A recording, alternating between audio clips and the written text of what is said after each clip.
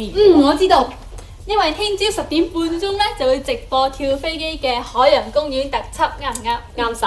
嗱，前嗰兩日咧，班飛機仔咧就係去到海洋公園為動物屋揭幕啊，咁我就拍咗啲菲林翻嚟啊。咁而且上個星期咧，佢哋仲招收咗一批日本嘅小朋友做新會員喎，我哋都影咗好多珍貴鏡頭啊。係啊。嚇！嗱，喺上個星期六咧，跳飛機編導林麗珍、Sunny 哥哥以及一班飛機仔就係一齊齊集喺無線電視台，準備接待一班遠自日本嚟嘅小朋友。咁呢班小朋友就係日本兒童友誼團嘅代表啊！佢哋今次訪港咧就順道參觀無線電視台嘅。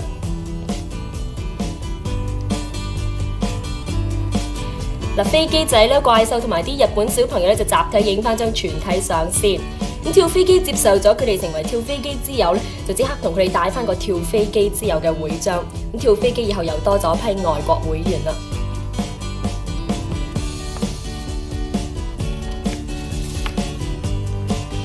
跳飛機嘅代表咧，首先就係帶佢哋參觀無線電視嘅錄影廠。咁正在喺度拍攝緊《神龍五虎將》嘅主角之一馮寶寶咧，就為佢哋簽名留念噃。而日本放送協會咧，亦都係派人拍攝呢班小朋友嘅活動情形噶。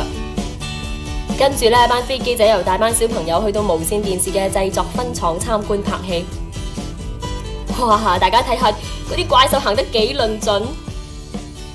究竟製作分廠喺度拍緊乜嘢戲呢？哦，原來喺度拍緊《楚留香》喎。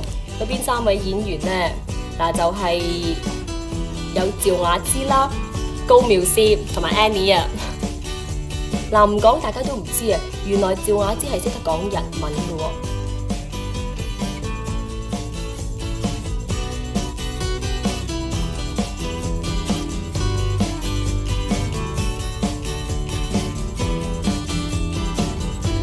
呢班小朋友喺參觀完楚留香嘅錄影之後，就同埋飛機仔一齊去餐廳聚餐，而且佢哋仲教班飛機仔食一啲和平殼喎。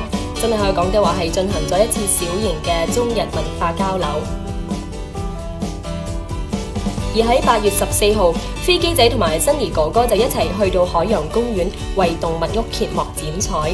3位港姐鄭文雅啦、吳美麗同埋鐘慧冰亦都係有喺到場參加剪彩嘅。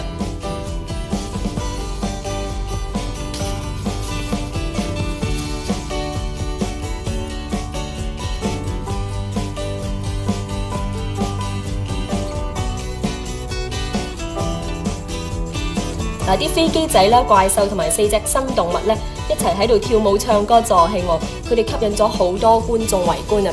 而啲記者亦都謀殺咗好多嘅菲林啊！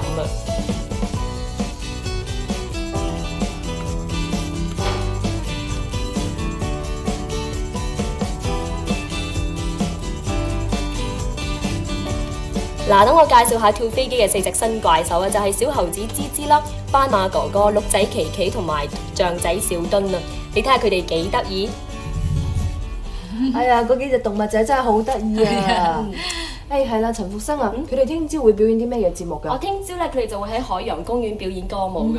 哇！咁熱天時喺海洋公園表演啊，哇，好辛苦嘅喎。係啊，咁啊唔單止有佢哋表演嘅，咁入場嘅觀眾仲可以睇到有殺人鯨啦、海豚同埋海獅嘅表演，咁而且仲會有一啲現場嘅有獎遊戲添嘅。係啊。哇！咁聽日豈不是咪細蚊仔嘅世界？係啊，做細路哥好啊。